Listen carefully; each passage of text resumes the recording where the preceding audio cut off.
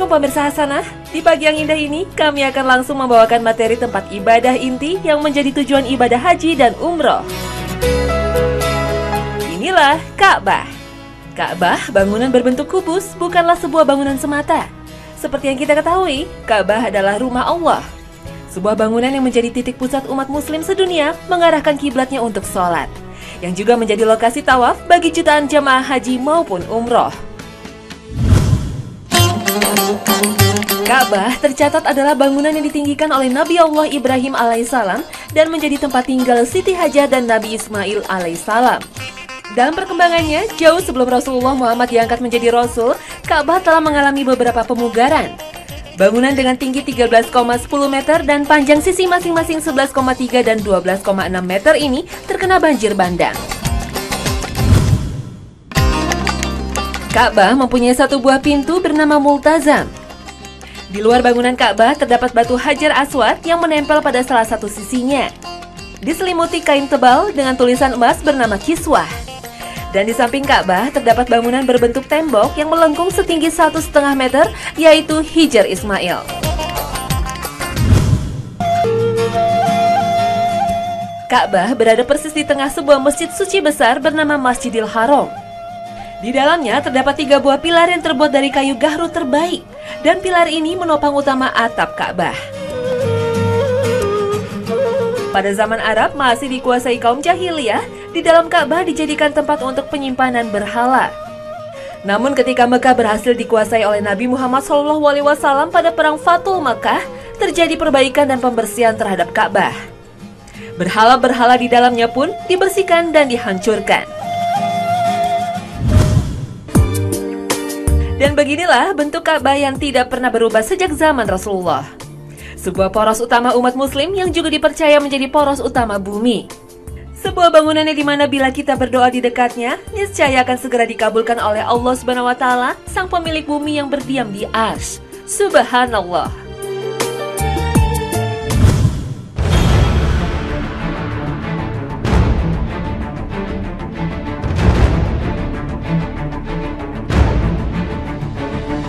Optimus Prime dan Megatron bersitegang di sebuah wilayah di planet bumi.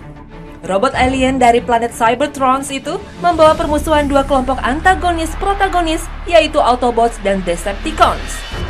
Di belahan bumi lainnya, seorang pemuda klimis berjubah merah terbang secepat kilat menyelamatkan sebuah pesawat yang terjatuh. Terbang sampai keluar angkasa, kebal segala senjata, dan mata dengan sinar penghancur adalah segala kelebihannya.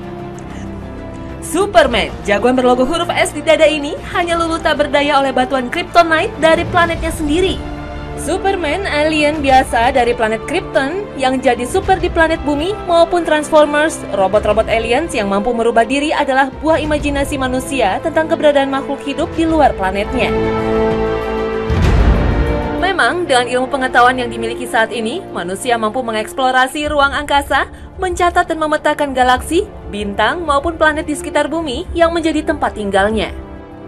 Fenomena UFO (Unidentified Flying Object), temuan-temuan prasejarah yang dikaitkan dengannya, dan eksplorasi keluar angkasa, seolah berusaha menjawab obsesi manusia akan keingintahuan tentang kehidupan di luar planet bumi dan alam semesta.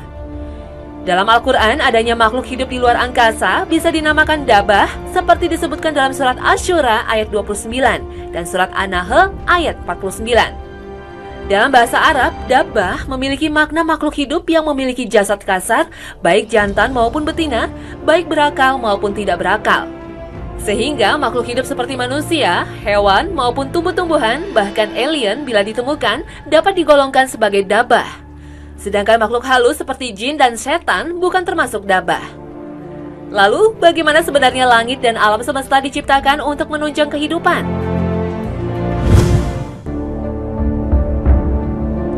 Menurut ahli astronomi Edwin Hubble, alam semesta tercipta melalui sebuah ledakan besar. Arno Penzias dan Robert Wilson kemudian menemukan sisa radiasi dari ledakan besar tersebut berupa radiasi latar belakang kosmik. Radiasi ini tidak seperti apapun yang berasal dari seluruh alam semesta karena luar biasa seragam. Radiasi ini tidak dibatasi dan tersebar merata di seluruh jagat raya. Belasan abad sebelum para ahli menemukan sejumlah teori penciptaan alam semesta, Al-Quran telah mengungkapkannya terlebih dahulu. Al-Quran menggambarkan penciptaan alam semesta dalam 6 masa. Dalam Quran Surat Al-A'raf ayat 54 dijelaskan, sesungguhnya Tuhan kamu adalah Allah yang telah menciptakan langit dan bumi dalam 6 masa. Lalu dia bersemayam di atas arsy. Dia menutupkan malam kepada siang yang mengikutinya dengan cepat. Dan ciptaannya pula matahari, bulan dan bintang-bintang masing-masing tunduk kepada perintahnya. Ingatlah, menciptakan dan memerintah hanyalah hak Allah. Maha suci Allah, Tuhan semesta alam. Terhamparnya bintang dan langit yang begitu luas menumbuhkan harapan manusia untuk menjelajahinya. Manusia hingga kini baru mencapai jejaknya di bulan melalui langkah Neil Armstrong, Buzz Aldrin, dan Michael Collins dengan Apollo 11. Dalam Islam, orang yang pertama menjelajahi langit, alam semesta, hingga ke ujungnya adalah Rasulullah melalui peristiwa Isra Mi'raj.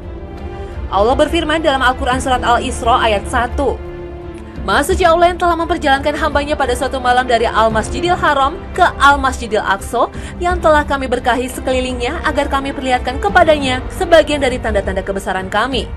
Sesungguhnya dia adalah Maha mendengar lagi Maha melihat. Peristiwa Isra Mi'raj merupakan sebuah mukjizat dari Allah kepada Rasulullah SAW yang menurut logika manusia sangat sulit diterima. Dalam sebuah peristiwa yang hanya berlangsung selama semalam, Rasulullah mampu menempuh jarak jutaan tak terhingga dengan menunggangi burak. Malaikat Jibril yang menjemputnya dari Masjidil Haram atas perintah Allah SWT menuju Masjidil Aqsa di Palestina dan naik ke Sidratul Muntaha.